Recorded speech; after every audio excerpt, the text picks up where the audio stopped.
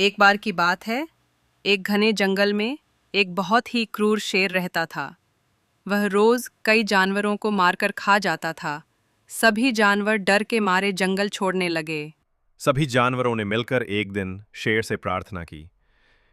हे जंगल के राजा, कृपया रोज कई जानवर मत मारा करो। हम हर दिन एक जानवर खुद भेज देंगे, आप उसे खा लिया करो। शेर मान गया। अब रोज एक जानवर शेर के पास जाने लगा। एक दिन बारी आई एक छोटे से चतुर खरगोश की।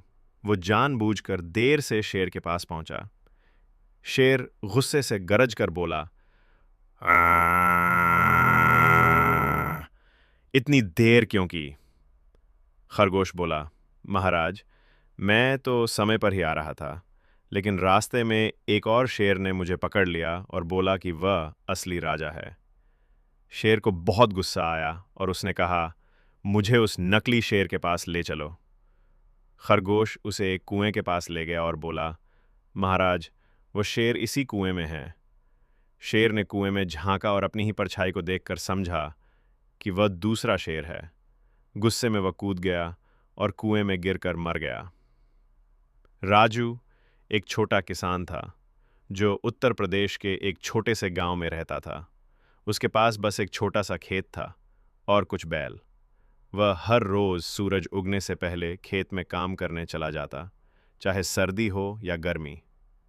राजू को खेती से बहुत लगाव था, लेकिन मौसम की मार, बेमौसम बारिश और महंगे बीजों की वजह से उसे हमेशा घाटा होता था। गांव के लोग उसे कहते थे, राजू, अब खेती छोड़ दे, इसमें कुछ नहीं रखा। शहर जा और कोई नौकरी कर ले।